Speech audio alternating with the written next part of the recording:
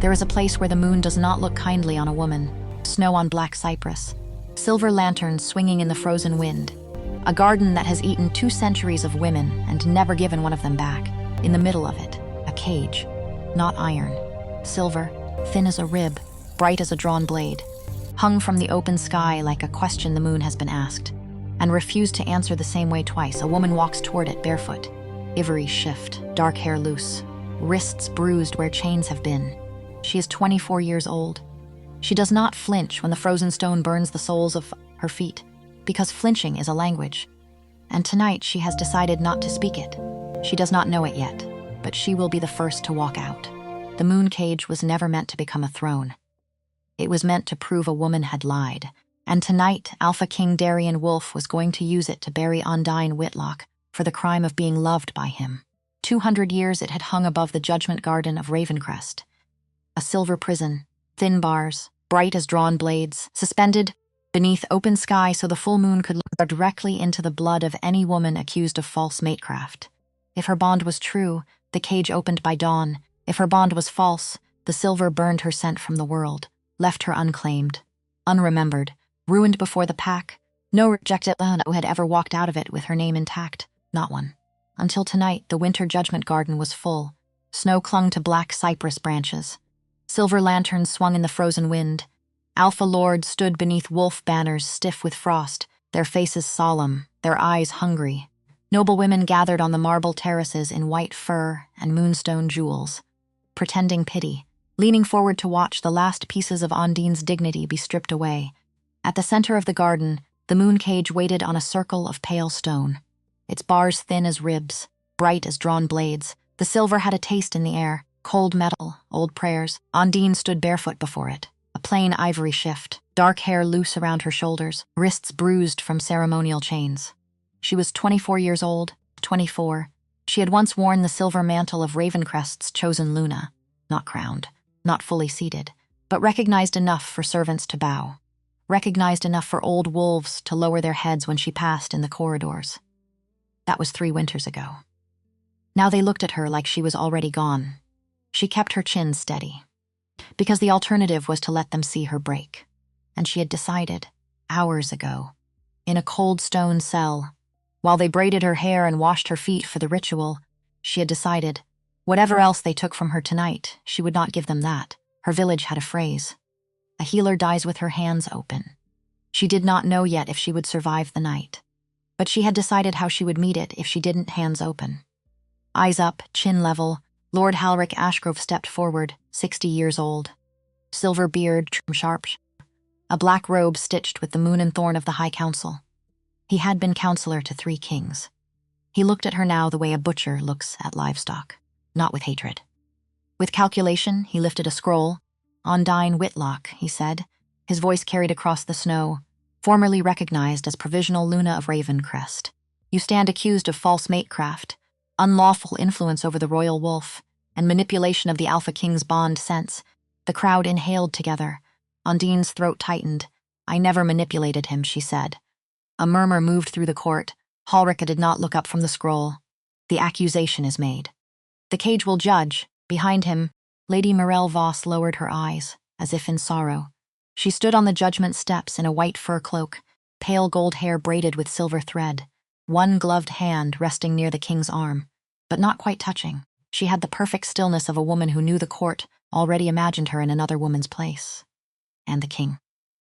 The king stood beside her in black armor beneath the moon. Silver crown cutting cold lines into his dark hair. His face was unreadable. His gray eyes, once sharp enough to find Ondine across a crowded hall, passed over her now with terrible restraint. As if seeing her clearly cost him pain, he had not spoken to her in 11 weeks. 11 weeks. 11 weeks of silence in her own house. He did not speak now. She had loved him. She had loved him with the quiet completeness of a woman who had never expected to be loved back. He had been the first creature in her life, wolf or man, who had looked at her as if her smallness was not a problem to solve, as if her quiet was not a failure of courage, as if her hands, calused from village work, were the most useful thing in any room he entered, and now he would not even meet her eyes, she thought. I will not cry. Not here. Not for them, she thought. I will not cry. Not for him, she thought. especially not for him. And then she thought, smaller, lower, beneath the rest. But oh, I want to. She forced her gaze upward, past the snow, past the silver lanterns, to the full moon. White, patient, old. Look at me, she told it. Whatever they say about me, look at me. The moon did not answer. Not yet. Halric lifted his hand. 2 guards stepped forward. Ondine walked between them. Each step on the frozen stone burned the soles of her bare feet. She did not flinch. Because flinching was a language, and she had decided not to speak it tonight. The cage door opened without being touched. The air inside smelled of frost, of old silver, of forgotten prayers. She stepped onto the carved stone circle inside. Runes woke beneath her feet, glowing faintly blue. Older than any kingdom standing. Older than the wolf banners on the wall. Older than the throne above her head that had taught itself to be cruel. The bars closed around her. A quiet verdict. Darien descended 1 step. Alone, he stopped at the edge of the silver circle, close enough that she could see the small white scar at the base of his throat, the one she had stitched 3 winters ago with her own hands. Before he had been a king to her, when he had only been a man bleeding in her arms. Whitlock, he said, her name in his mouth. She forced herself to meet his eyes, and for 1 heartbeat, for exactly 1 heartbeat, the king vanished. She saw the man from the forest, blood on his sleeve, his wolf kneeling before her, his hand shaking when he touched her face. Because he had never been gentle with anything, and feared he would fail at it, then the crown returned. I reject your claim upon my wolf, Darien said. The words entered the cage like winter water. If the moon finds truth in you, let it answer. If not, let Ravencrest be freed of this false bond. Ondine did not cry, not then. She would not give the court that feast. But somewhere deep, a small soft thing folded its hands in its lap and went very still. The trial would begin at moonrise. She had until then to keep breathing. 3 winters before the moon cage, there was a forest. It was called Bloodwood, for the red bark of its old pines, and it sat at the eastern border of Ravencrest, where the kingdom thinned, where treaties grew brittle, where wolves still hunted in the old way, and men still died for crossing the wrong line of frost. Ondine was 21 years old that night. She had walked 3 hours from her village to reach the trap. Brookhaven was poor that winter, poor in the way villages get when the council raises taxes again, and nobody in the capital remembers the names of the dead. There had been word of poachers in the Bloodwood, and poachers meant traps, and traps meant wolves. And one of the village boys had told her, eyes wide with the kind of fear children try to make smaller by sharing it, that he had heard something crying. She brought a satchel of herbs. She brought a needle. She brought no weapon. Because a healer dies with her hands open, she found the pup first. A small dark thing, maybe 6 months old, caught at the back leg by a wire snare, foam at its mouth, eyes glassy. Someone had laced the snare with crushed deathwort. To make sure whatever they caught did not run far, she sat down in the snow. She did not move toward the pup. She let it look at her. She let it smell her. She let it decide. And after a long time, after her hands had begun to go numb, the pup let her closer. She was halfway through clearing the deathwort from the wound when she heard the second wolf, heard it. Did not see it, because it did not crash through the brush like a hunter. It walked into the clearing like an answer to a question. She looked up. The wolf was enormous, black, silver at the throat, 1 eye scarred white, the kind of beast a village child draws in charcoal on a barn wall when he wants to scare his sister, except the village children always got the eyes wrong. Because they made the eyes hungry, this wolf's eyes were not hungry. They were tired, and they were watching her hands behind it. A man stepped into the clearing, black hunting armor, sword drawn, snow in his hair. He looked maybe 29, hard around the mouth. A small bleeding cut along his sleeve, royal sigil on his collar. She knew who he was before he said a word. Every healer in the border villages knew the Alpha King's face. From the council bulletins, from the harvest decrees, from the wolf banners that hung at every checkpoint. She had imagined him 100 times. From rumor, she had never imagined him standing in front of her with a sword pointed at her chest, looking like a man who had not slept in 6 nights, and could not remember the last time someone had asked him to. Step away from the wolf, he said. His voice was rough. She did not step away. She kept her hands on the pup. He has done nothing wrong. He is a border wolf. He is not yours. He is 6 months old. He is not yours. He is bleeding. The sword did not move. And then slowly, The enormous black wolf beside the king took 2 steps toward her and bowed its head, lowered its muzzle into the snow.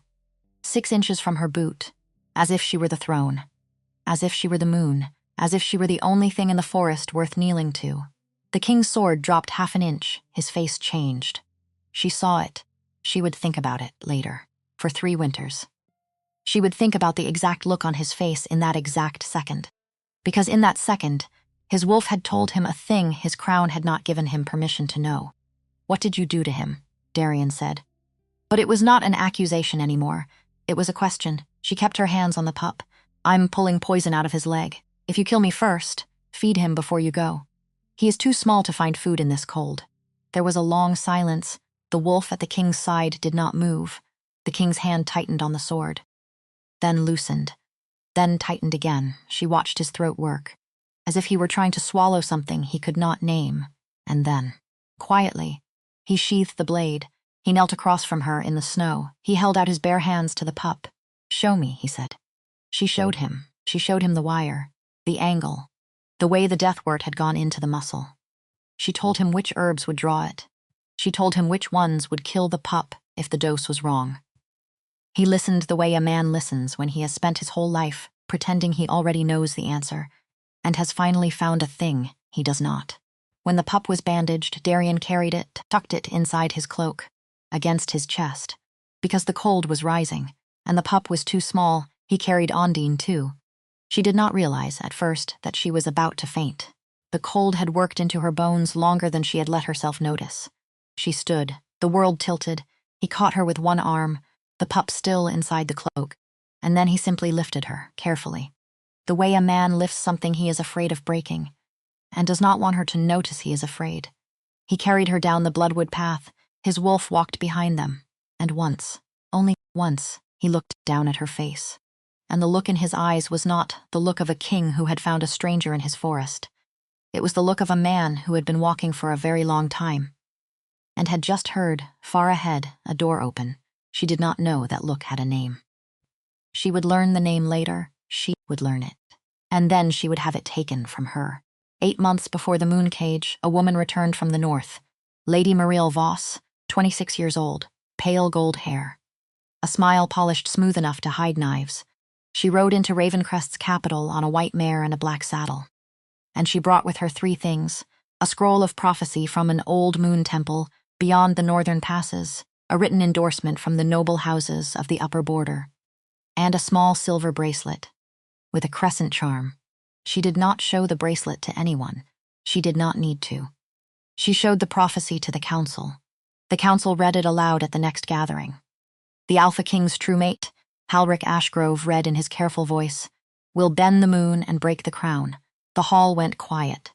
Ondine had been standing at the back, in the simple blue gown they had given her for council days. She had not been allowed a seat yet, because she was not full Luna yet, because the houses had asked for a delay, because the houses had reasons. The houses always had reasons. She had felt Darien's eyes find her across the room, and she had seen something in his face shift. It was not love withdrawing. It was love beginning to be afraid of itself. She had thought, in that second, "We will be all right, we will speak about this tonight." They did not speak about it that night, or the next. Within a moon, the council began to call her dangerous.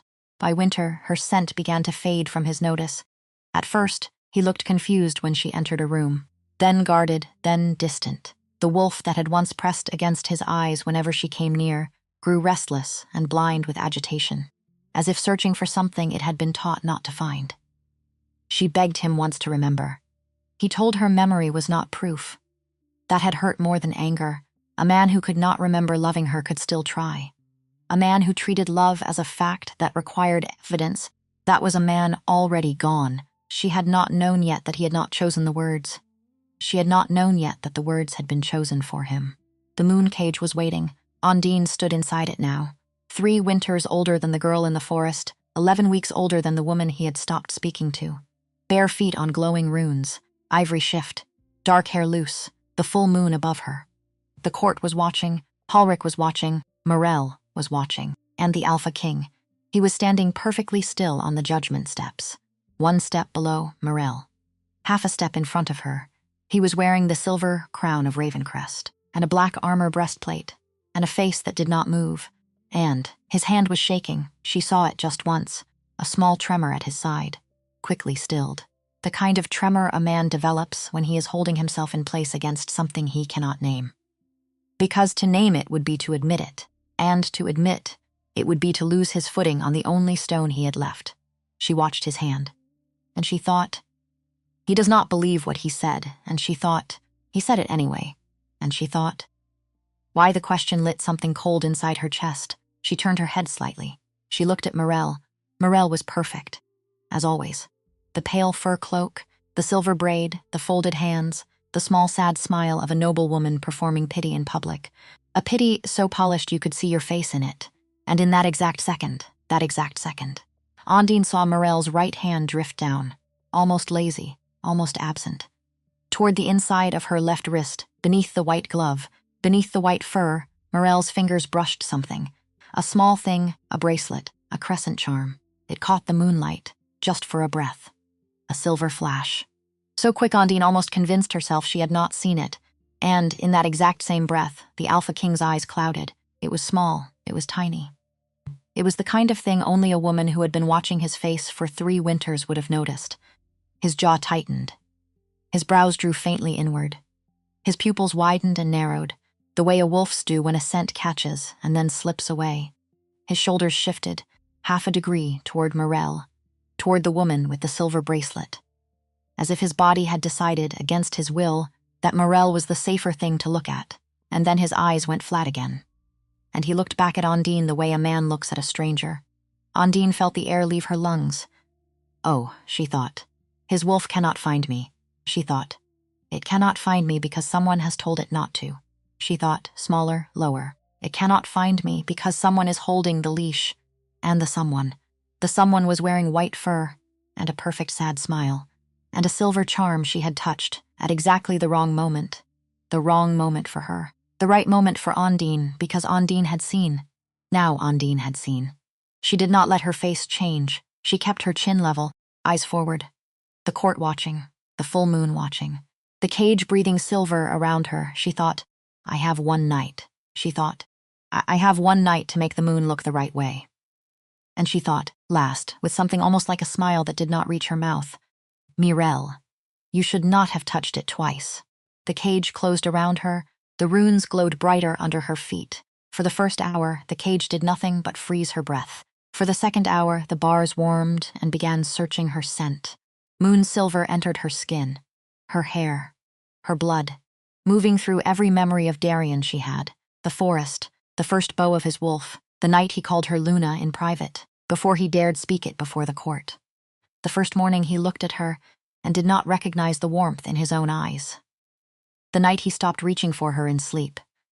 The afternoon she had stood outside the council chamber with a ledger of village taxes, and he had walked past her, and not looked back. The cage searched for a lie. It found absence. That was the strange part. Ondine felt it pause inside her blood, as if the ancient silver had reached for something that should have been there, and closed around emptiness. Her scent was not false, it was missing. Her bond was not broken by rejection. It had been cut so cleanly that even the wound had been hidden. She felt it then, the shape of what had been done to her. Not in words. The cage did not speak in words yet. It spoke in temperature, in light. In the slow, quiet knowledge a body gives when it touches a truth too large to swallow whole. Someone had reached into her bond. Someone had cut it with a small, clean blade. Someone had hidden the wound, and then someone had stood in her place in the king's wolf, and worn her scent, like a stolen coat. Ondine's knees nearly gave. She sank to the floor of the cage, the silver runes glowing under her palms now, her hair falling around her face, the court above her seeing only a woman collapsing under judgment. Morel stepped forward on the judgment steps. The cage is resisting her, Morel said. Her voice carried gentle and clear. False bonds often distort moon judgment. Halric nodded. Too quickly, it is consistent with the texts. Darien said nothing, but his eyes had not left the bars. Ondine pressed her forehead to the silver floor. She did not pray, she did not beg. She thought with the part of her that had once knelt in the snow over a poisoned wolf pup. Open your hands, she thought.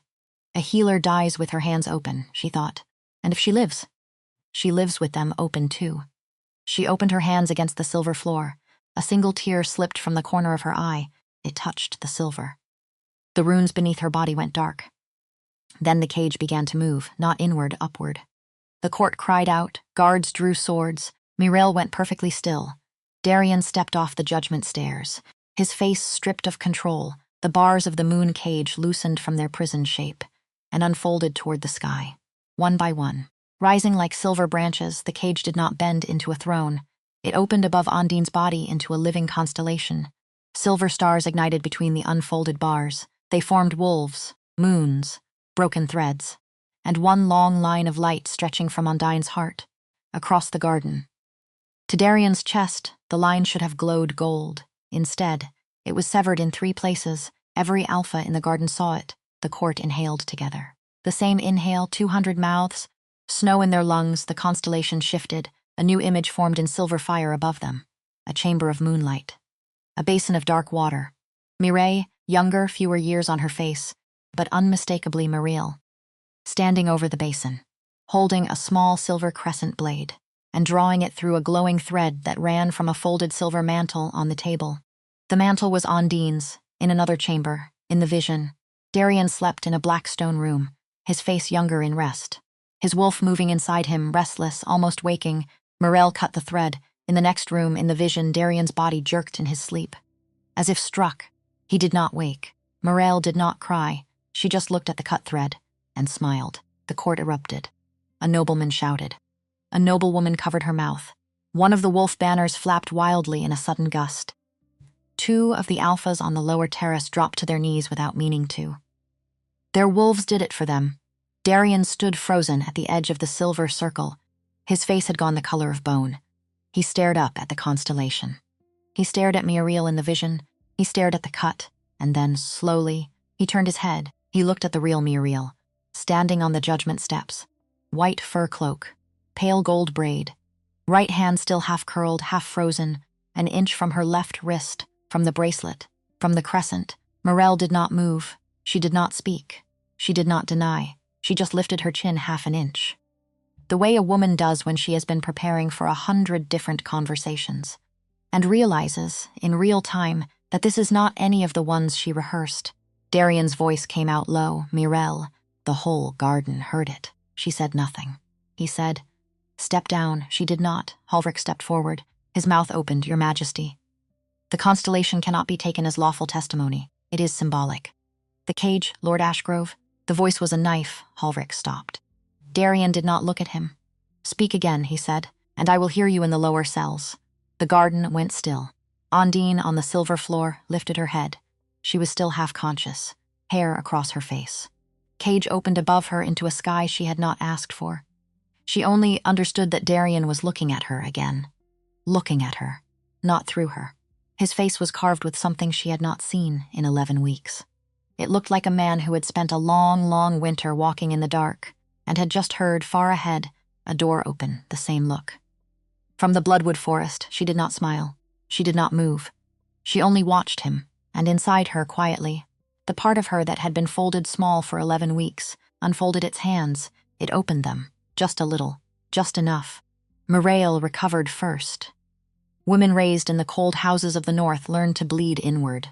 Mireille had been taught a woman's face was the last room she owned, and you did not let strangers into it. She let her eyes glisten. She let her mouth tremble. "My king," she said. Voice soft, voice careful. "The cage is old. Her grief has entered the silver. It is showing symbolic guilt, not fact." "Step down," Darien said. "Your Majesty, step." Down, Mireille stepped down. 1 step, then another, then a third, white fur trailing through the snow. She stopped at the bottom of the steps, and she said quietly, just loud enough for the inner circle of nobles to hear, "Be careful, my king. The cage is showing you the easiest fear inside you, that you wronged her, that your rejection was not your own. That is a tempting lie when guilt is unbearable." She did not raise her voice. She did not need to. A king who feared his own weakness could be made to mistrust any truth that offered relief. She knew him. She had been studying him for 8 months. Darien did not answer her, but his shoulders shifted. Just half a degree. Ondine saw it. "Oh no. Oh no! You cannot fall for that. And then, before he could, the garden cracked open. It happened fast. One of the guards on the inner ring. A man in plain black armor. A man Ondine had not seen at any council or any ceremony before, drew a long, thin knife from inside his sleeve, and ran not at Darien, not at Mirel, at the cage. At her, he moved fast. He moved like a man who had been told exactly what to do. The constellation moved before Darien did. A single silver star peeled itself free from the sky above the cage, streaked downward, hit the snow at the guard's feet in a ring of pale fire. The fire locked him in place. His knife flew from his hand, skidded across the stone, stopped at the toe of Darien's boot. His sleeve burned away at the wrist, revealing a mark. A sigil branded into the skin just above the bone. It was not Mirel's crescent. It was older, 3 concentric circles. A wolf's open jaw. A single moon at the center. Every wolf in the garden knew that mark. It was not on any official banner. It was not on any public seal. But it lived in the back rooms of the council hall. It lived in the inner lining of the High Counselor's robes. It lived in the oldest emergency texts of Ravencrest law, the texts no one was supposed to read aloud. It was the private mark of the Royal Council. Mirel's face changed, just a flicker, and then the perfect sad mask came back. But Ondine saw the flicker, and so did Darien, and so did Halric. Halric smiled. The kind of smile an old man gives at the end of a long evening, when he is about to say something that he expects to ruin a great many people. And he is at peace with that. Darien turned slowly. He looked at Lord Halric Ashgrove, and Lord Halric Ashgrove tilted his silver head, just a fraction, and lifted both his hands, empty, palms up. He spoke gently, "Your Majesty, this is not the moment to ask that question." The garden held its breath. Darien bent down, picked up the knife, looked at the small black mark on its blade, the same 3 circles, the same wolf's jaw, the same single moon. He looked up at Halric, Lord Ashgrove. "Yes, Your Majesty, I will be asking that question." Halric inclined his head. Of course, he did not look afraid. That was the part that did warn Darien. A man who has spent 40 years burying things does not become afraid when you find one body. A man who has spent 40 years burying things has already decided exactly how the conversation will go when someone finally starts digging. Halric was not afraid. Halric was ready. And that meant, Darien thought, with a cold that went deeper than the snow, there is more, there is much more. She was not the first. The thought arrived whole. A door he had not meant to open. Behind the door, a dark hallway. Behind the hallway, more doors, he thought. How long?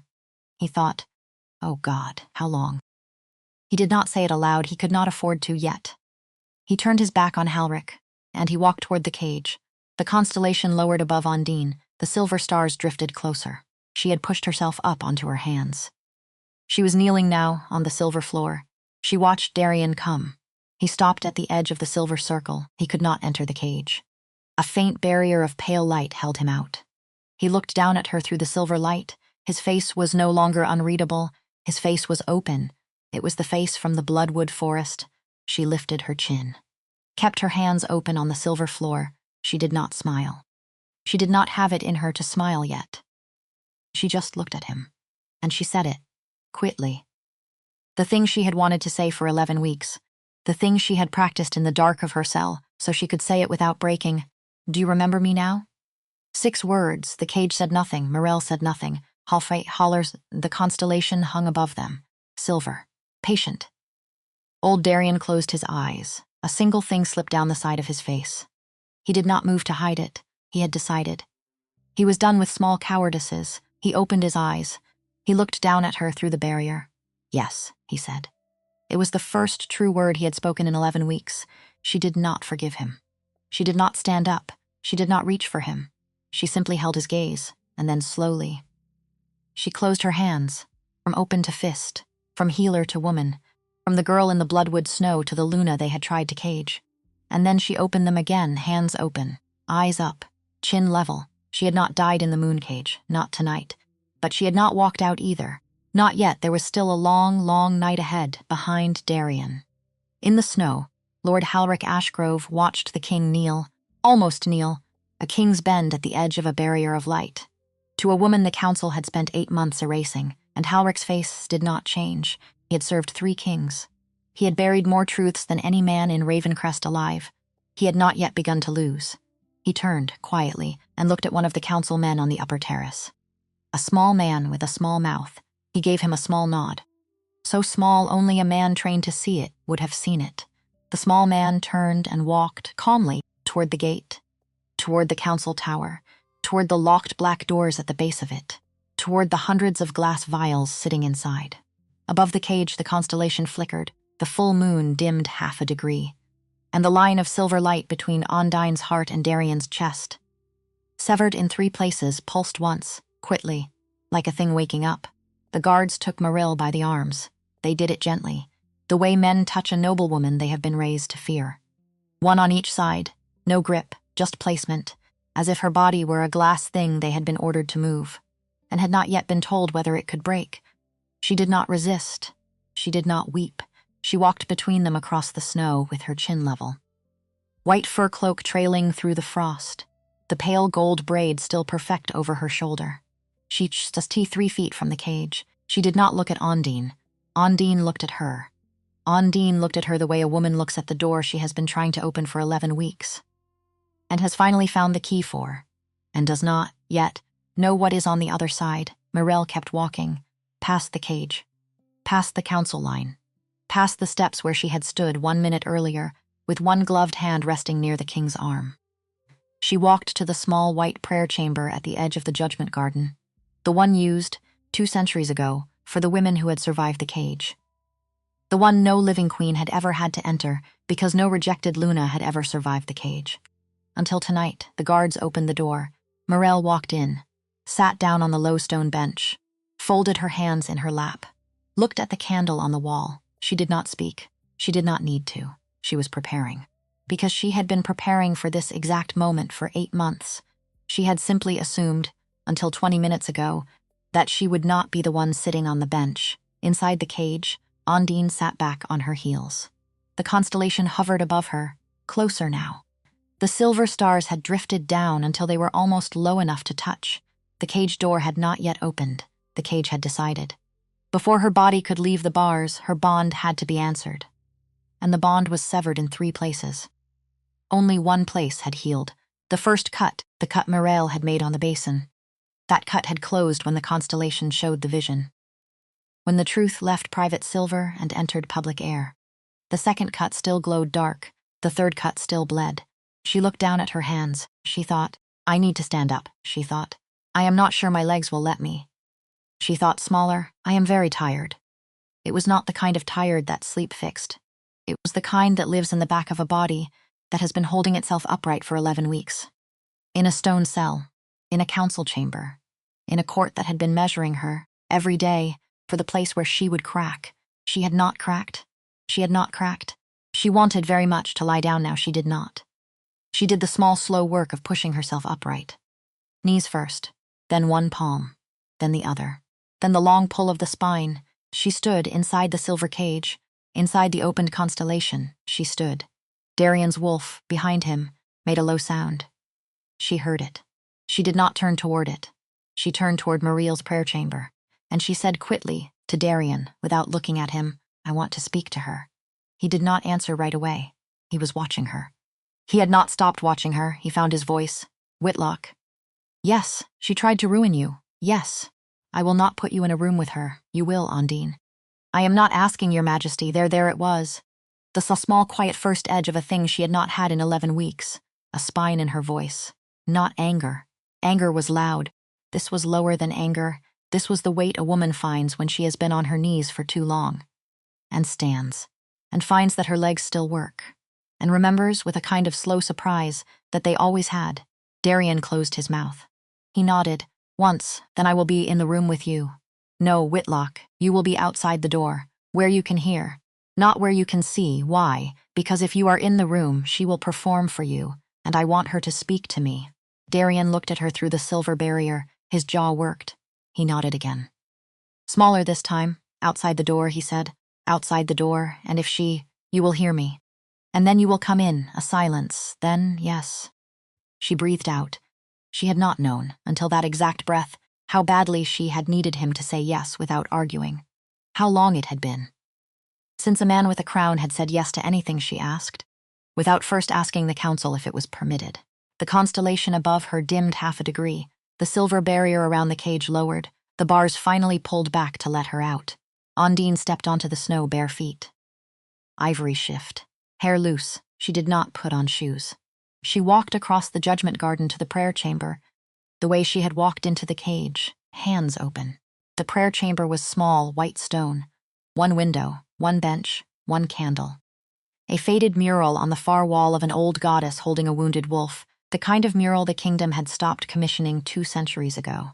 When the priests of the moon had begun losing seats at council, Morel sat on the bench. She looked up when Ondine came in.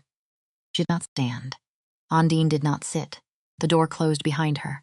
She did not hear Darien's boot stop on the other side. He had stopped exactly where he said he would stop. He had always been a man who stopped exactly where he said he would.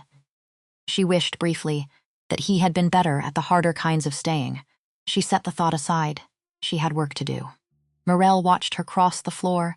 Morel's face was still perfect, the perfect calm, the perfect grief, the perfect sad noble girl, playing the part of a woman wronged by the moon and ruined by an unjust cage. Morel's whole life had been performance. And Morel was very, very good at performance. But Ondine had healed wolves. You did not heal wolves by talking to them. You healed wolves by sitting down and waiting and watching their hands and watching their breath and letting them tell you, in the tiny ways bodies tell, which things were true. Ondine sat down on the floor, 3 feet from Mireille, cross-legged, hands on her knees.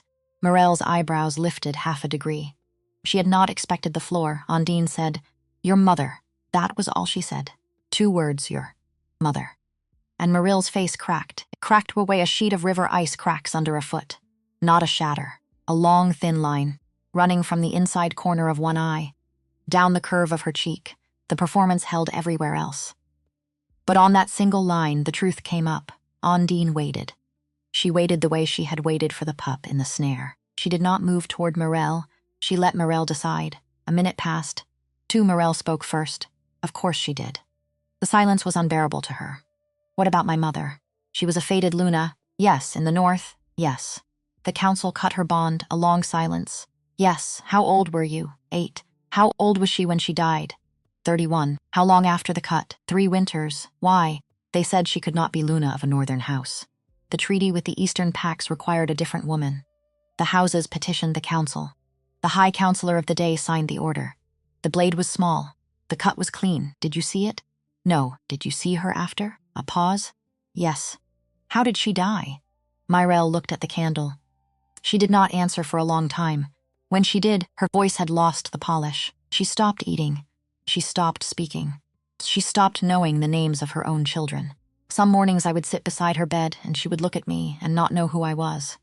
Not in a cruel way. In a way like she had set me down somewhere and forgotten where. She paused. The candle flickered. The healers said the cut, untended, infects the mind. The wolf does not know it has lost its mate. Only that it has lost something, and it cannot find it, and after long enough of not finding, it goes inward. And it eats. Ondine watched her hands. Morel's hands were folded. But the knuckles of the right hand were white. Did anyone tell you she would die that way? No. Did you blame her? At first. And then, I learned who had cut her. And then, I learned what they were doing in the south. Ondine breathed in. She had known this would come. She kept her hands open on her knees. How did you find them? I asked. For years. I asked the wrong people for years. They taught me. To smile. To wait. To be useful. The houses sent me south at 22. The council had a slot. Halric was looking for one. Looking for what? A vessel. For what? For a stolen scent. Ondine's breath stopped. She did not let it show. How long had they been doing it? A long time. How long, Mirelle? 2 centuries. 2 centuries. The number entered the room and made the candle look small. She did not cry. She had no tears left for tonight. She had decided. She would put them down. She would carry them home. She would let them out, later, by a fire, in a room with no audience, she said, quietly. And so you took mine. Morel looked up. Her face crumpled. Not the performance crumple. The real one. Yes, why mine? You were the next one. Morel, you were the next one. You were a healer. From a border village. The king's wolf bowed to you, in the snow. The houses began to whisper. The prophecies prepared. The bracelet was ready. Halric came to me 11 months ago. He said, we have a slot for you. There is a Luna we cannot allow. I knew, the moment he said it, that he had said the same sentence to a woman in a white room 18 years before. The night before they took my mother, and you said yes, and I said yes. Why? Because being the knife was the only seat left for me at that table? Ondine looked at her. For a long time, Morel did not look away. It was the first thing about her, Ondine thought, that had ever been brave. Ondine said, "Where is it?" Morel's hand went to her throat. Slowly, she undid the small clasp at the collar of her cloak. The neck of her gown was high, silk, pearled at the edge. She loosened it, pulled it down. There was a mark on her throat, just below the line of her jaw, a small pale wound, open, not bleeding, holding something inside it. The way a vial holds, Morel looked at Ondine. "Tell me when," she said. Ondine looked at the mark, she thought, with a quick small horror, 8 months. She has been carrying my scent inside her skin for 8 months, inside her body, so that when he leaned in to listen to her, he would smell me and not know he was smelling me. And his wolf would settle, and he would think it was her, and he would stop reaching for me in his sleep, she thought. 8 months of his body learning the wrong woman as the right one. She thought, no wonder. She said, "Steady." Now Morel dug her fingernails into the false wound. The garden, far away, heard the sound, a low silver hiss. Like silk tearing under cold water, light came out of Morel's throat. Not blood, light, pale silver scent light, carrying the smell of bloodwood pines after rain, crushed winter herbs from a healer's apron, hearth smoke from a village kitchen in Brookhaven, snow on a pup's fur, a pot of broth on a small fire, a small lamp by a sickbed. It was her whole life, folded into the smell, pulled out of the throat of another woman. The scent light hung in the air for a single breath, then it moved, fast, through the door, past Darien standing in the snow. He staggered as it passed him. He put a hand on the wall. He did not call out. The scent light found Ondine through the chamber window. It entered her chest, the second cut in the bond closed. She felt it, not as joy, not as relief. She felt it as a wound being stitched. The slow, careful tug of thread. The way a body remembers. With a quiet sigh, the shape it used to be, Morel slumped on the bench, the mark on her throat closed. Smooth. Gone. She looked, Ondine thought. Almost the right age, 26. A young woman whose mother had died when she was 11. A young woman who had grown a great many sharp things to keep from being eaten. Ondine stood up. She did not say, "I forgive you." She did not say it because she did not. She said, "You will live." Morel looked at her. "You will live," Ondine said. "And you will testify. To everything. To the basin. To the bracelet. To the houses in the north. To Halric. To every woman before me. To every name you know. They will kill me," Morel said. "They will try, Whitlock. You will live," Ondine said, "because death would let you off easy. You do not get easy. You get the long thing. You get to watch what your testimony breaks." Morel's mouth twisted, but she did not argue. She nodded once. Ondine walked to the door. She stopped with her hand on the latch, she said. Without looking, "Your mother, yes, what was her name?" A long silence. Then, soft, Adele. Ondine closed her eyes. She let the name be in the room. She had imagined the word hundreds and made it small. Now the word was smaller. Now the word was one. One was Adele. One was a mother who had stopped knowing the names of her own children. She opened the door. She walked out. Darien was waiting. He had taken 3 steps back from the door. He had a hand on the wall. His face had gone pale. The scent light had passed through him on its way to her. And his body, deprived of her scent for 8 months, had received it the way a starving man receives bread. He looked at her now. She stepped out into the snow. He took 1 step toward her. She raised 1 hand. She did not say, "Stop." She did not need to. Her hand, palm out, flat. The small, clean gesture of a healer telling a body not yet. He stopped, his face. The face that had been a king's face for 11 weeks. The face that had said, "I reject your claim," broke. It broke very quietly. She watched it break. She did not move. He spoke. "Whitlock, don't. Your scent, your wolf remembers me. Yes, but what about you?" A silence. He looked at her. She could see his throat work. She could see behind his eyes the 11 weeks of small cowardice he had to walk back through. The corridor where he had not looked at her. The council room where he had let them to dismiss her ledger. The moonless night he had signed the order, moving her to the lower wing. The morning he had walked past her at breakfast and pretended not to see the bruise of sleeplessness under her eye. He stood in the snow now with the wolf inside him roaring. His hand twitched at his side. He lifted it. He brought it halfway toward her. He stopped. He held it there, suspended. An inch of air between her palm and his. 2, 3. He did not close the inches. He said low, "I have no right to touch you until you permit it." The court was not in earshot. The court did not hear that sentence, but Ondine heard it. She heard it the way a woman hears the first true sentence a man has spoken to her in 11 weeks. She did not say yes. She did not say no. She looked at his hand. His hand stayed where he had stopped it. He did not move it closer. He did not pull it back. He held it there, for her, as long as she needed it to be there, so that the choice was hers, only hers, and clear enough that no man, counsel or otherwise, could later say she had not made it. She thought with a small hot surprise that almost undid her. He learned. In 11 weeks somewhere he learned, she thought. I do not know yet if he learned in time. She lowered her hand. She did not put hers in his. She turned. She walked past him. She walked away, not toward the council, not toward the cage, not toward Halric, not toward Mirel. She walked toward the stables. She needed a minute. She needed a minute to be a woman, and not a witness. Before she walked back into the rest of the night, Darien did not follow. He let his hand fall. He stood in the snow. He watched her go.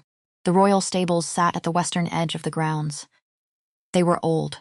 Older than the council tower, older than the judgment garden, older than the silver crown above his head. Built when Ravencrest's first king had cared more about his wolves than his throne. They smelled of horse and old leather, and the small, clean smell of animals being looked after by people who did not need to be paid to care. Ondine walked in barefoot. The stable boy was asleep on a hay bale. He did not wake. She crossed the long aisle slowly. She passed the king's mare, the northern gray. The 2-year colt with the white blaze who had thrown 3 riders and still belonged, in the captain's heart, to no one yet. She passed the saddle racks, the bridles, the harness room. At the far end, in a stall by itself, was the wolf. He was old. He was the late king's war wolf. He had been pulled from a den in the Bloodwood when Darien's father was 15. He had ridden with the old king through 2 border wars. He had slept at the foot of the old king's bed for 31 years. He had been at the bedside when the old king died. He had not let anyone touch him since 7 winters. He stood in the back of his stall now. Silver at the muzzle, the eyes pale yellow, the ribs showing more than the stable hands liked. He had not bitten anyone in 7 years. He had simply refused. Ondine had met him once, 3 winters ago.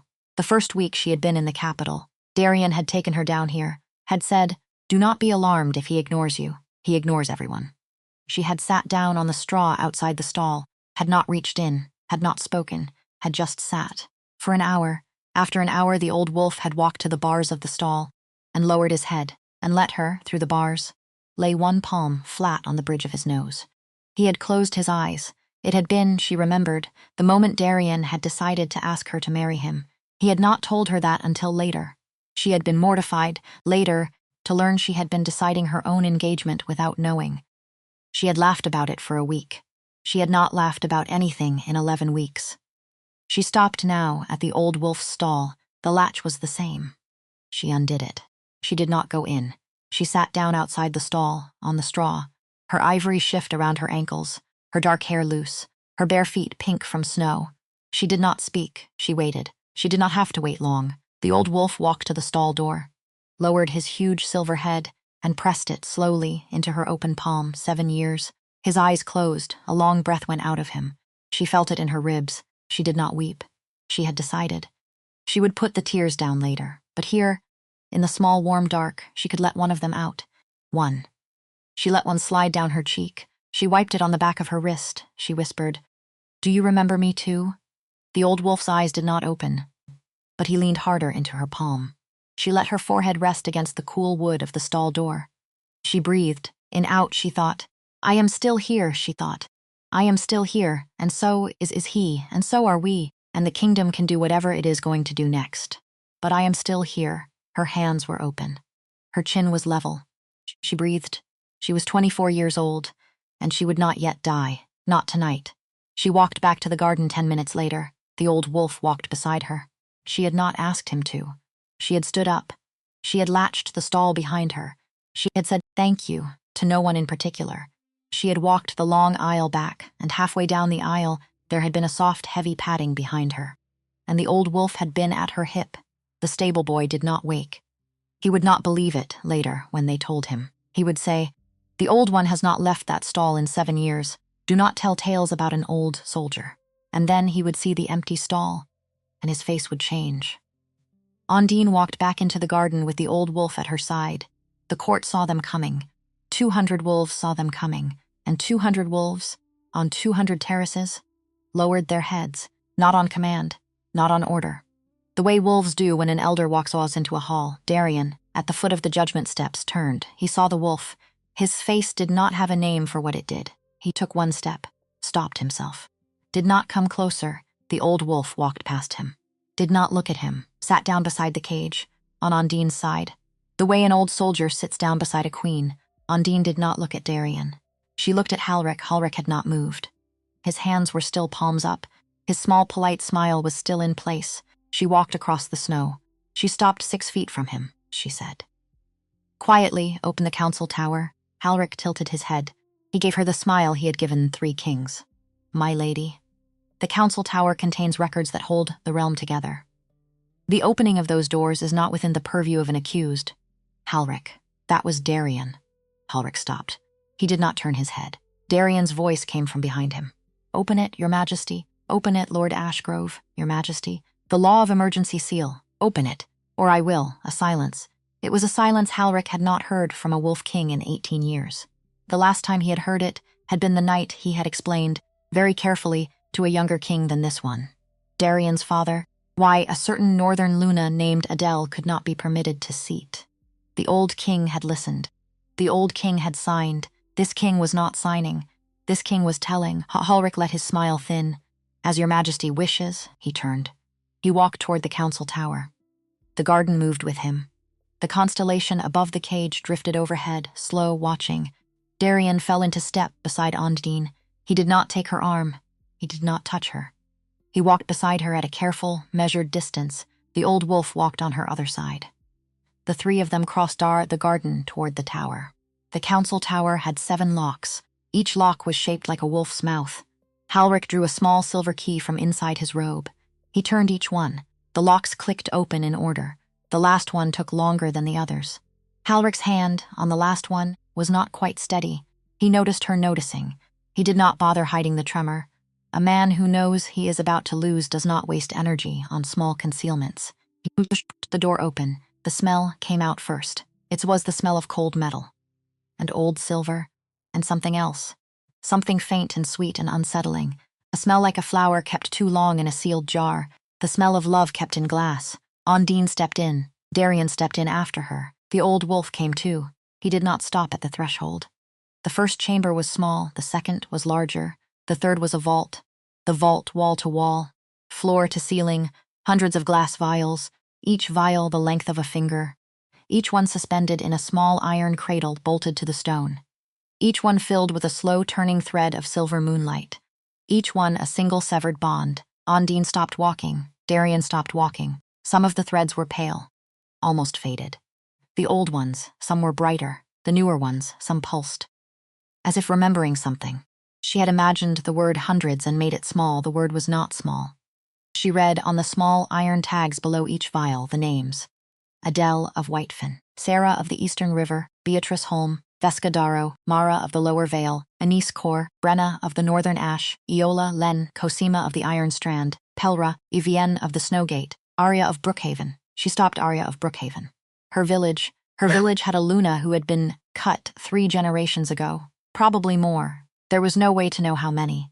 Brookhaven had been small for a long time. Brookhaven had been poor for a long time. Brookhaven had buried more women than it could remember the names of area. She had not known the name. She wondered, with a small horror, if anyone in her village still did. Darien was reading the tags, too. His face was the color of bone. She watched his eyes move across the wall. Stop. Move. Stop. He stopped at one tag for a long time. She did not ask him whose. She thought, later, she would. Halric stood at the entrance to the vault. His hands were still empty. She turned slowly. She faced him. How many, she said. My lady, how many? Halric's mouth thinned. 361, 361. Yes, over how long? 2 centuries. Why? A small pause. Stability, stability. The kingdom does not survive on love, my lady. The kingdom survives on alliance. The houses do not seat low-born lunas. The northern packs do not sit beside village-born queens. The eastern treaties do not hold when the wolf of the throne is judged by a girl from a fishing village. We have cut what could not be permitted. We have allowed what could. The wolf line has held 3 centuries because we have done so. And the wolves of the kings, adjusted, the kings themselves, were not informed. A silence, Darien moved, a small movement. He took 1 step toward Halric. Then he stopped himself. She watched him stop himself. She watched him put his hands down at his sides. Flat, open, empty. The way she had been keeping her hands all night. She watched him take a long, careful breath and not cross the room. He spoke instead. He spoke quietly. My father. Yes. Your Majesty, my father was cut, once. Whom? A woman of the lower marches. Adele. The match was politically impossible, and he never knew, he did not know he had lost her. He knew he had lost something. He drank for the rest of his reign. Darien's hand began to shake again at his side. Ondine watched the shake. She did not reach for him. He stilled it. He stilled it the slow, careful way of a man who had been trained, since he was a boy, to still his hands. He looked back at the vault. And then he saw it, the vial that was not like the others. It was at the center of the back wall. It was black, not silver, not gold. Black, black as wet stone, black as deep water, black as the inside of a closed eye. It was the size of a man's fist. It was bigger than every other vial in the vault. It had no tag. Ondine looked at it. She looked at Halric. Halric's face was very still. She looked at Darien. Darien was already walking toward the black vial. She moved with him, 3 steps behind. The old wolf padded after them, claws clicking on stone. Darien stopped in front of the vial. He stared at it. What is this? Halric, from the door, said.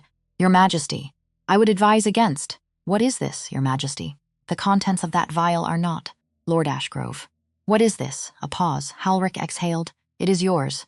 Darien did not turn his head. Mine, yes. How is it mine? It contains your first memory of her. The vault went silent. The old wolf made a low sound. Ondine stopped breathing. Darien's voice came out quiet. My first, yes, of her, of the bloodwood, of the night in the snow, of the wolf bowing, of the moment you decided. The moment was extracted, while you slept. 3 winters ago, the night you returned from the forest, with her. You remember finding her, Your Majesty. We left you the event. We took the certainty. We took the choice. Without the choice, every feeling after has been destabilized. You have not known, since that night, what your wolf was telling you. Because the first sentence had been removed. Every sentence after has been a sentence you have had to translate from a language you did not know you spoke. Ondine put her hand over her mouth. She did not make a sound, but the hand went up. Hard, as if she had been struck 3 winters. He had not known he had chosen her. He had only known he had met her. He had loved her without knowing he had decided. And then they had told him. For 11 weeks they had told him. That was not a decision, that was an accident. That was a confusion, and he had not had the original sentence to point to. He had not had it, because they had taken it. She thought she might be sick. She did not let herself be. She walked forward until she was beside Darien. She did not touch him. She lifted her hand, placed her palm flat against the black vial, cold, smooth. Heavy, she felt the memory inside. Faint, far away. A small bright thing pressed under glass. Darien looked at her. His face was destroyed. She did not look back at him. She looked at the vial. She said, quietly without looking at him, Put your hand here. He lifted his hand. He did not place it over hers. He placed it beside, a breath of stone between her palm and his. The vial cracked. A single long line of light split down its center. Black flaking away. Silver light beginning to leak out around their hands. Then it broke. It broke the way a dam breaks.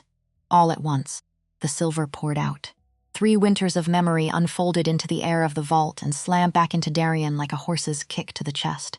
He dropped. His knees hit the stone. His head went forward, one hand on the floor, the other still flat where the vial had been. The silver light coursed through him. She saw it move under his skin, across his throat, down his arms, into the fingertips of the hand on the floor. She did not kneel beside him. She did not put her hand on his back. She stayed where she was, standing, hands open. She would not steal his memory of choosing her. The memory would have to come back to him, not handed to him. Returning, the way a wolf returns to a man's body after a long winter away. He was crying, quickly. With the careful crying of a man who had not cried in 11 weeks, or in 20 years. Or maybe in his whole life, the old wolf walked past her, stepped around her bare feet, lay down on the cold stone floor beside Darien, pressed his old silver head against Darien's hip. The old wolf had not lain at a man's side for 7 years. He lay at this side now. Ondine watched. She did not weep, but somewhere in her chest, in the small, careful room where she had been keeping her grief folded, something opened a window, just a little. Darien lifted his head. He looked up at her through the silver light, through 3 winters of returned memory, through the bloodwood, through the snow, through every small bright thing they had taken from him, all of it back. All of it at once. He looked up at her, and he said, "Horse, stripped." The smallest sentence a king has ever said in Ravencrest. "I chose you." She breathed in. She breathed out. She said, "Yes, that was all." 3 letters. A door opening, an inch, in the small, careful room. Behind them, at the door of the vault, Halric Ashgrove began to laugh. It was a quiet laugh, a bitter laugh, a laugh with a small amount of blood in it. The guards had been a little rough on the walkover. He had not minded. He had been counting. He spoke through the blood. "Break the vial. Whitlock. Break them all, if you like." She did not turn toward him. The crown already heard. She turned now. He smiled. Through the red on his teeth. "The crown does not need any of you to agree." Outside, in the judgment garden. In the snow where Darien had thrown his silver crown 3 minutes before they walked into the tower, the crown rose by itself. Just an inch. Just 2. It hovered in the cold air. The silver point slowly lengthened, drew thin, curled outward, like the claws of a thing waking up. The inner rim grew dark, then darker, then black. A small fire began to burn inside the band. Not red, not orange. Black moonfire, the kind of fire that looks like the absence of light. The crown turned slowly in the air, as if it were getting its bearings, as if it were a creature that had been asleep for 200 years. It was looking for the woman in the ivory shift. It was looking for the one the moon had refused to condemn. The court began quietly to scream. Inside the vault, Halric Ashgrove leaned his shoulder against the stone wall and smiled. "You broke the vial," he said. But the crown already heard. The silver light in the vault flickered, and every bond in the wall of glass began faintly to glow. The crown came through the wall, not through the door. The crown did not use doors. It came through the stone above the vault entrance, the way moonlight comes through a high window. The stone did not break. The stone simply allowed it. 2 centuries of emergency seals had taught the masonry of Ravencrest how to make room for a thing it had been forged to obey. It hovered there, black-fired, silver-pointed. Slowly turning, a creature, not a crown, a creature, Ondine turned to face it. The old wolf rose to his feet beside Darien. A low sound came out of him. Not a growl, older than a growl. A sound from before words. Darien pushed himself off the stone. He was still wet at the eyes. He did not wipe them. He stood, slowly. The silver light of his returned memory was still moving under his skin. His face had the open look of a man who had just been struck by lightning and was deciding, in real time, whether to live through it. He stepped between Ondine and the crown. She did not let him. She put her palm flat to the center of his chest. She did not push him aside. She just held him there. 1 inch of pressure. The way a healer puts her hand on the shoulder of a patient who is about to do something stupid. He looked down at her hand. He looked up at her face. She said, quietly, "Not in front of me, Ondine. You do not stand in front of me anymore. You stand beside me, or you do not stand here at all." A pause, he said. "Just as quiet, beside you." Beside me. He stepped half a pace to her left. She lowered her hand. The old wolf moved with them. He stood at her right, Darien at her left, the 3 of them shoulder to shoulder, stone floor, silver glowing walls. A black-fired thing turning slowly in the air above them. The crown began to speak. It did not have one voice. It had every voice of every wolf king who had signed an emergency seal in 2 centuries. Layered, stacked. The voices of fathers under the voices of sons, grandfathers under fathers, great-grandfathers under those. A chord of dead men still issuing the order they had been told, on their good nights, was the price of a stable throne. The rejected Luna must be erased before dawn. The crown remembers what love destroys. Step aside, Darien Wolf. Or be moved. Ondine listened. She listened the way she had listened to a wolf pup in a snare. She listened for the place under the words where the wound was. She found it not in the voices.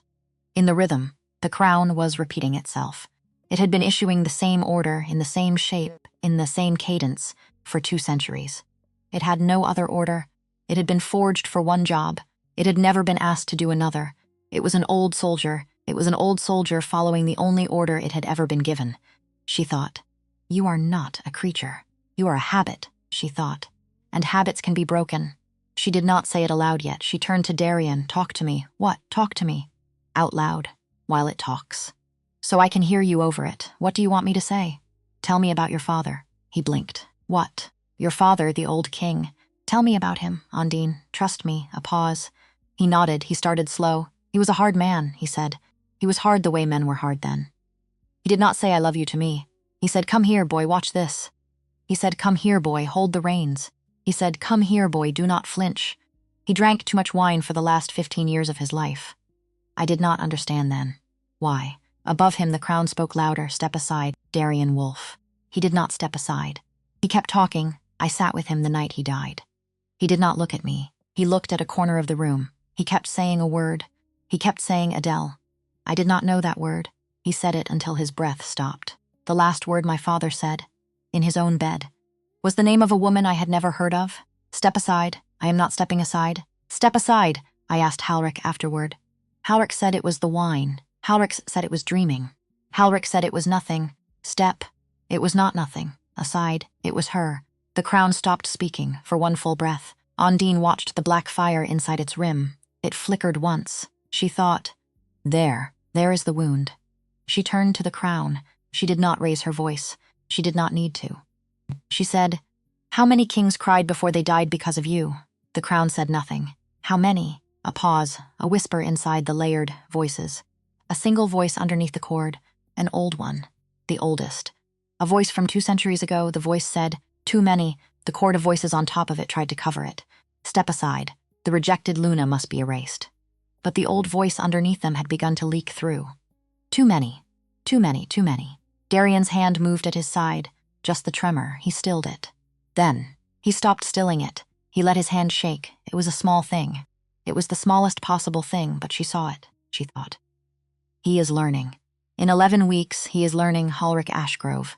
By the door of the vault, stopped smiling. He had not noticed, until now, the old voice under the cord. He had not, in 40 years, heard the voice of the founding king come out of the crown. He had assumed the cord was clean. It was not clean. It had never been clean. It had been carrying the founding king's regret, like a stone in a shoe, for 2 centuries. Halric's hands, for the first time tonight, closed into small old fists. The crown surged. Black moonfire erupted from its inner rim. A wave of it, not heat. Worse than heat, a wave of image. Pictures pulled out of the king's mind, pulled out of Ondine's mind, pulled out of the vault itself. The fire hit Ondine first. She did not raise an arm. She did not turn her face. She stood inside it. And she watched. She watched everything Darien had done to her in 11 weeks. She watched it in the same order it had happened. The night he had stopped reaching for her in sleep. The morning he had walked past her ledger of village taxes. The afternoon in council when Halric had laughed about her village's grain stores and Darien had said nothing. The evening she had stood outside his chamber door for a full hour. Knocked once. Heard nothing. Walked away. The week he had moved her to the lower wing. The dawn he had not looked at her in the corridor. The supper he had not eaten with her. The morning of the rejection. The words, "I do not name you, Luna." The cold stone cell. She watched all of it. She did not look away. Beside her, Darien watched too. He did not look away either. His jaw locked. His mouth did not move. But she saw a man absorbing what he had done, not flinching, not turning his head, receiving each image as if it were a coin being pressed into his palm. And he had agreed before the night began to count them. The fire showed Maril's basin. The first cut. The fire showed Halric's quiet office. The order signed. The fire showed the priestess, in gray, the black ash thrown over the wolf in the basin. The fire showed the small chamber where, 3 winters ago, while Darien slept, a small black blade went into the part of a king's mind where a king keeps his first true yes. The fire showed Adele, a woman Ondine had never met. She knew it was Adele the way she had known, in the bloodwood, that the wolf was tired. Some women, you know, by the shape of their hands. Adele's hands had been folded in her lap, in a bed in a stone house in the north, 18 years ago, looking at her 8-year-old daughter. And not knowing the name, the fire showed Adele dying. It showed her one breath at a time. Ondine almost broke. She did not. She kept her chin level. She let Adele die through her, she thought. I am sorry. I am sorry. I am so sorry, she thought. I see you. You are not alone tonight. The fire showed 361 women, their faces. Each face for 1 second, 2 centuries of bonds in 361 seconds. She watched everyone. Her hands stayed open at her sides. When the last face passed, the fire faltered just a degree. She felt it falter. She thought, it is feeding on the shame. And it is running out of shame to feed on. Because I have agreed to see, she thought. It cannot burn what I am willing to look at, she turned to Darien. Not all the way. Just her head. He was crying again. He was crying differently now. It was not the broken crying of a man who had been struck. It was the slow crying of a man who had agreed to be struck. Who had let himself stand in the wind. He kept his eyes open. He kept his face up. The tears came down without his permission. He did not move to wipe them. He spoke to the garden, to the court he could not see, to the hundreds of wolves outside the tower walls, to the kingdom. He spoke, I rejected her, a pause, not because of the prophecy, not because of the law, not because of the houses, not because the moon told me to, because I was afraid. And I let my fear wear my name, and I called my fear duty. And I called my silence wisdom, and I let 3 good women in my own household. My mother, my Luna, and a woman in a vault I never knew. Pay for a quiet I should have broken 20 years ago. His voice did not shake, it did not need to, and tonight, he said, I revoke the law that made my fear holy. The crown screamed. It was not a word, it was the sound of 2 centuries of signed seals being told, at the same time, that they had been signed for nothing. The black moonfire pulled back into the rim. The rim cracked, a long thin line down the inside of the band. The silver points twitched, the whole crown turned in the air. Once, twice. Searching now for a piece of itself it could still trust, looking for a wolf king who had not yet revoked, looking down its own long cord of voices for any of them that still agreed. It did not find one, the old voice underneath the cord said. Soft, thank you, son. The crown shattered. It did not break into pieces, it broke into wolves, silver wolves. Hundreds of them, each one no bigger than a man's hand, each one carrying a single thread of moonlight in its mouth, each thread a single bond. The wolves poured out of the broken crown.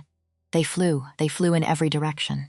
Some flew up through the stone of the tower, out into the snow, out over the garden, out over the kingdom, toward the men and women they belonged to, toward the villages, toward the noble halls, toward the small farmhouses in the lower marches, toward the homes of the living, toward the graves of the dead.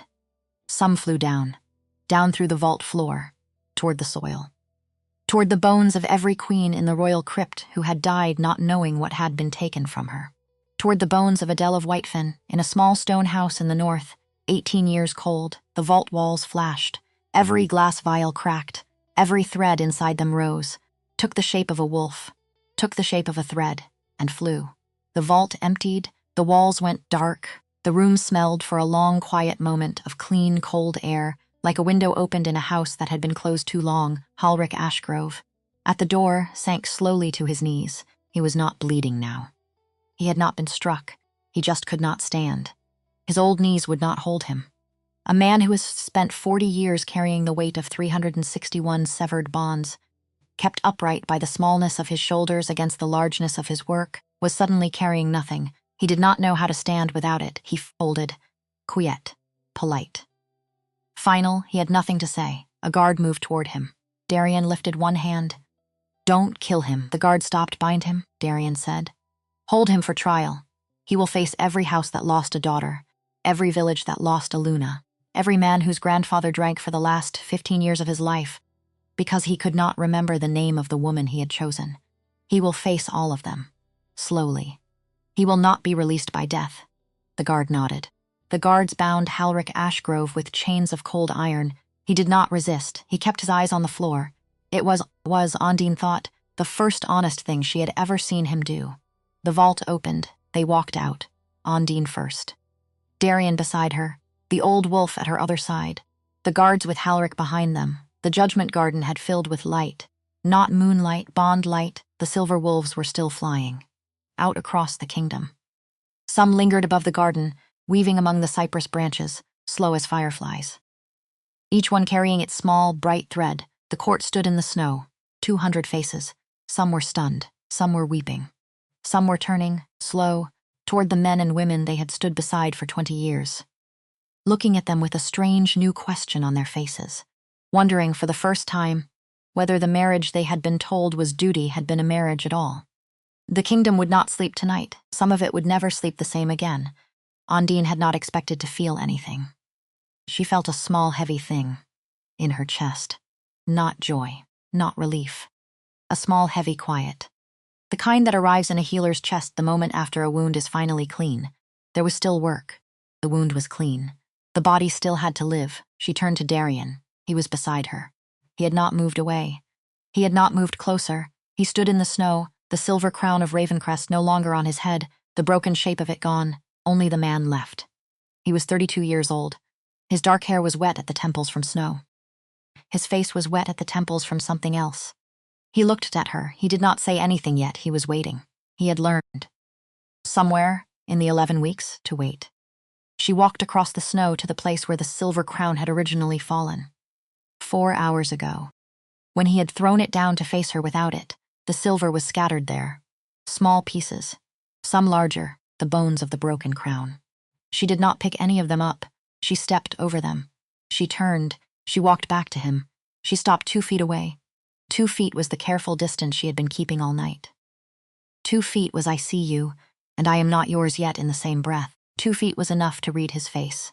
Not enough to fall into it, she said, quietly. I am not going to forgive you tonight. His mouth moved, closed, opened again. I know I am not going to be Luna because the moon proved I was not false. I know I am not going to close the last cut in the bond just because the crown is dead. I know. She watched him. He was holding the I knows steady. He was not arguing. He was not pleading. He was not trying to take credit for the night by saying, in some new pretty way, I am sorry. He was letting I know sit between them 3 times, like 3 small stones she had placed on a wall. She placed one more. I am not going to walk back into your house until you have done the work. A pause. What work? You know what work? Tell me anyway. She breathed out. She had not, until that moment, been sure she had the answer ready. She found she did. You will open every council seat to people you have never sat beside before. You will travel to every village whose grain stores were ignored. You will travel by horse, not by carriage, not by escort. You will sleep in their barns. You will eat at their tables. You will ask them what was taken from them while their kings drank for 15 years. You will write to every house in the north that lost a daughter. You will write the names yourself. You will not have a scribe do it. You will sit at the long table in the eastern chamber until your hand cramps. You will write 361 letters. You will not skip one. You will not be done in a month. You will be done when you are done. He was quiet. He nodded once. He said, yes, and while you do it, yes, I will be in Brookhaven. A small flicker passed across his face. He absorbed it. He nodded again. For how long? I do not know. Will you write? Sometimes? Will you read mine? A pause. All of them. A pause. He breathed out, all right, all right. A silence. She watched him. She watched a 32-year-old man stand in the snow of a broken kingdom and say all right to the longest sentence she had ever spoken to him. Without protest, without bargain, she thought, he has been alone inside himself for 3 winters. Without the first sentence, he is going to be alone now for a while longer, while he writes, while he rides, while he learns, she thought. That is the work, she thought. I have my own work. I have a village. I have an old wolf to walk home. I have grief I did not get to spend tonight. I have my mother's recipes I have not made in 6 months. I have a small fire to light at home, she thought. I have a life, she thought, with a small surprise. I did not know, before tonight, how much of one I had. She lifted her hand. She did not touch his face. She held her hand in the air. Open. Palm up. He looked at it. He understood. He lifted his own. Mirrored hers, palm up. He brought it close, not touching. An inch between her palm and his, 2. The careful inch he had held in the prayer chamber, 6 hours earlier. She did not close the inch. She let it be. She looked into his eyes. She said, just for him. Do the work? Yes. And someday, yes, I will tell you if you can come find me. He nodded. He did not say please. He did not say I will wait. He did not say take my horse, take my name, take my house, take my throne. He did not say any of the things a king is allowed to say by tradition. To make a woman feel sorry for him at the worst moment of his life, he said. Yes, that was all. She lowered her hand. She turned around. She walked. She walked across the snow of the Judgment Garden, bare feet, ivory shift. Dark hair loose, the old wolf walked beside her. The court watched her go. 200 wolves, 200 breaths, held. She passed Morel. Morel was outside the prayer chamber now. Guards on either side, white fur cloak gone. The pale gold braid disheveled. She looked, for the first time in 8 months, like the 11-year-old girl who had sat by a bed and not been recognized by her mother. Their eyes met. Mireille opened her mouth. She did not know what to say. Ondine spoke first. She said, Adele. Mireille's mouth closed. Ondine said, I will think of her, in Brookhaven. Tonight, when I light the fire, she did not say I forgive you. She did not. But Mireille's eyes flooded. She nodded. She did not speak. Ondine kept walking. She passed Halric. Halric did not lift his head. She did not stop. She walked past him the way a woman walks past a tree that has fallen across the road. She passed the alphas. The alphas dropped to one knee. 200 wolves in 200 terraces lowered their muzzles. The way wolves do when a Luna walks past who has refused to wear the crown. She did not slow. She passed the noblewomen. Some were weeping. Some were standing very still, looking sideways at the men they had been told, for 30 years, were their fated mates. She did not stop. She passed the cage. The cage had unfolded all the way. The silver bars were stars now. Just stars. They had drifted up into the dawn. They formed a faint constellation above the Judgment Garden. Not a prison anymore. Not a throne. A piece of sky. A small permanent reminder, above the cypress branches, that the moon had decided to stop letting men cage women in its name. She paused at the edge of the Silverstone circle. She looked up at the constellation. The constellation looked down at her. She said out loud, Soft, thank you. The constellation did not answer, but the silver light dimmed half a degree, a small bow. She walked on. She did not look back at Darien. She did not look back at Darien once. It was not cruelty. It was the only way she could walk. If she had looked back, she did not know if she could have walked the next step. And she had a long way to go. She had Brookhaven to walk to. She had a stable boy to wake. She had a horse to borrow. She had a road to ride. She had a small house to come home to. She had a fire to light. She had a name to say. Adele Aria, Sira, Beatrice, Vesca, Mara, Anais, Brenna, Iola, Lene, Cosima, Pelra, Evienne 361. She had a list to read by her fire in her village. With her old wolf at her feet, she did not look back, but the wolf did. The old silver wolf at her side stopped at the eastern gate of the garden, turned his huge head, looked across the snow at Darien Wolf. Darien had not moved. He was standing exactly where she had left him, hands at his sides, crown gone, eyes on her back. The old wolf looked at him for a long second. The old wolf had slept at the foot of the old king's bed for 31 years. The old wolf had not let any man touch him in 7 years. He looked at Darien now. Darien looked back. The old wolf inclined his head, just a fraction, a salute, from the war wolf of a dead king to the living son of that king. Then the old wolf turned and walked through the eastern gate, after Ondine, out of the Judgment Garden, out of the capital. He did not look back again. He walked beside Ondine, down the long road east, toward the Bloodwood, toward Brookhaven, toward a small fire in a small house. Dawn came. It came slowly. It came pink at the edges, gray in the middle, the kind of dawn that does not promise anything. Just arrives. The court did not disperse. The court could not yet move. 200 men and women stood in the snow of the Judgment Garden, the silver constellation above them, the empty cage beside them, the broken crown gone from the air, the bond light still drifting between the cypress branches. Darien stood where she had left him. For a long time, the new captain of his guard, a younger man, a man whose mate was still alive, a man whose mother was still alive, a man who had not yet had anything cut from him by an old council in a tower, came up to him. Gently, Your Majesty. The houses are gathering. They want a statement. They want to know who rules. Darien looked at him. He did not answer right away. When he did, his voice was clear. Tell them no one rules tonight, Your Majesty. Tell them I am writing letters, Your Majesty. 361 of them, Your Majesty. Tell them, Darien said, that until those letters are written, the throne is closed, the chair is empty. The decisions of state will be made by an interim council of any man or woman who lost a relative to the vault, a vote per family. They will choose the names by midday. They will sit in the upper chamber by sundown. I will not sit on the throne until I have finished my work." The captain stared at him. He had never heard a wolf king say a sentence like that. How long will the work take? Darien looked across the snow toward the eastern gate. The gate had closed behind a woman in an ivory shift and an old silver wolf. He did not know if he would walk through that gate himself in a month or a year or never. He said, "As long as it takes." The captain bowed. He went. Darien walked, alone, to the silver pieces of the broken crown. He stood over them. He looked down, he thought. "I should not pick this up," he thought. "I do not, in fact, want to pick this up." He thought, "I want, more than I have wanted anything since the Bloodwood, to walk after her, east, to carry her bag, to boil her water, to sit in her small kitchen and not say anything, to not be a king, to be the man who knelt in a snow forest and said, 'Show me to a woman with bare hands,'" he thought. "I do not get to want that yet," he thought. "I get to write letters." He nodded to himself. He turned. He walked toward the eastern chamber, to the long table, to the ink and the parchment, to the names. He did not pick up the silver pieces of the broken crown. He left them in the snow. The snow began to cover them, slowly. Brookhaven was a small village, 22 houses, a well in the square, a stone chapel with no roof, a school with 3 benches, a healer's hut at the edge of the wood, a road in, a road out. Ondine reached the edge of it at sundown. She had ridden hard. She had taken the captain's horse, a quiet brown mare named Aster, with a soft mouth and a steady canter.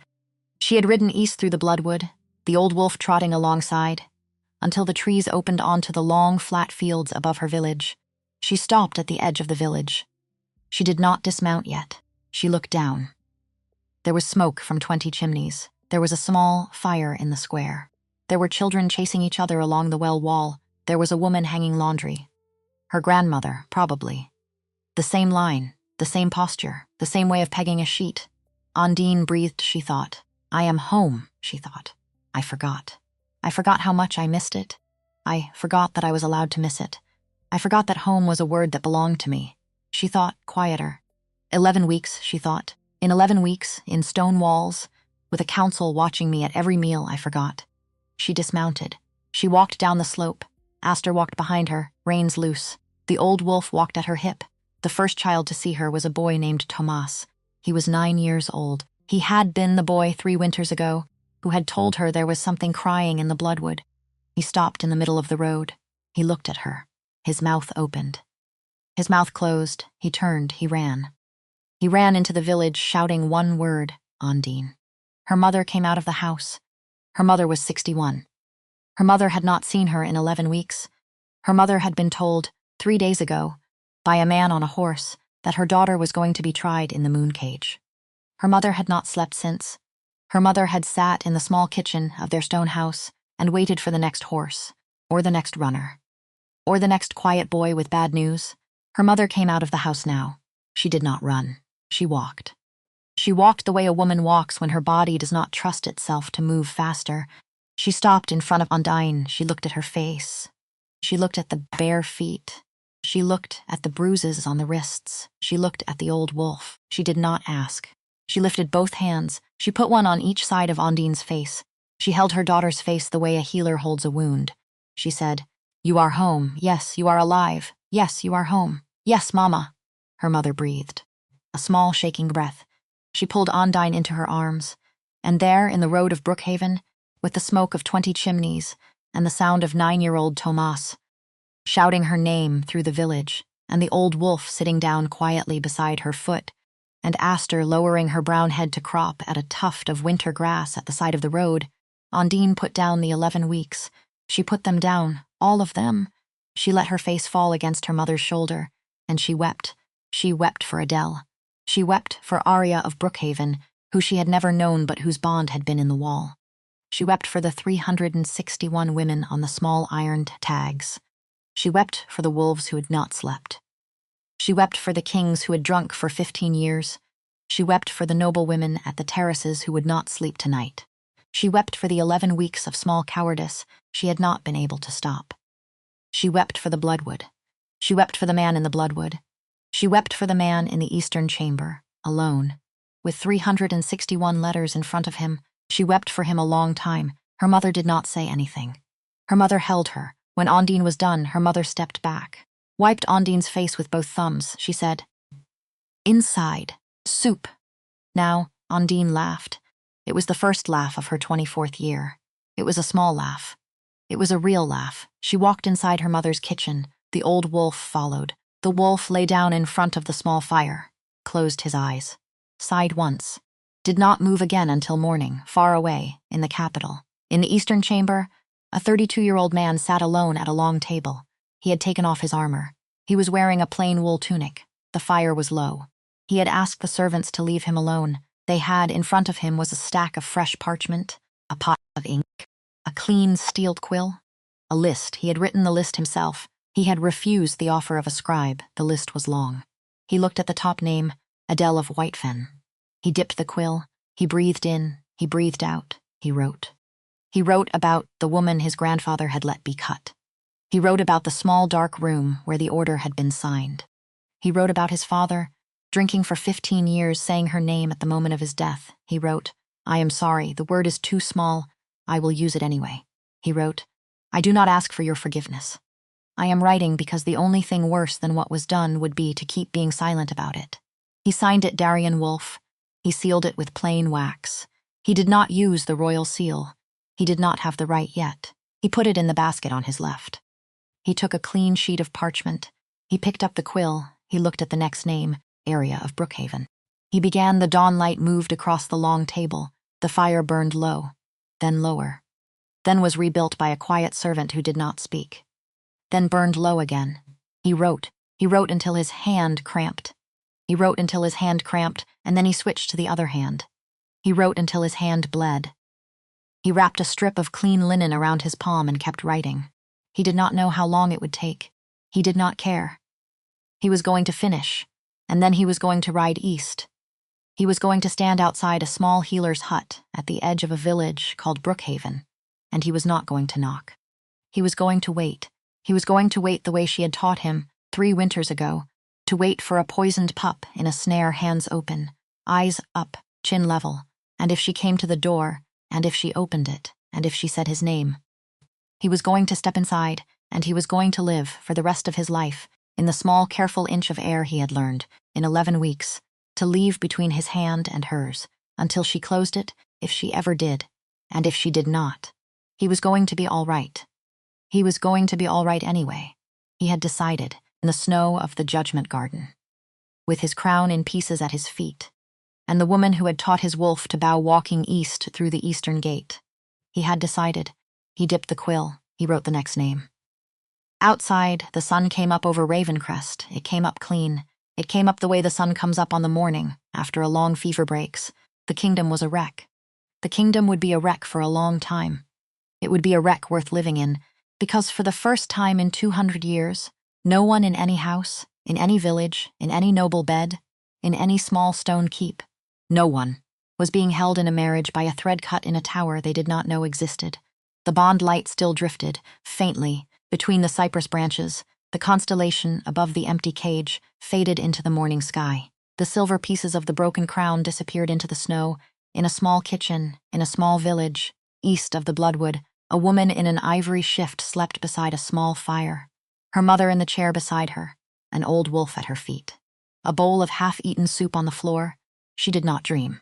For the first time in 11 weeks, she did not need to. The cage had not become a throne. It had become a sky. And the sky, at last, was open.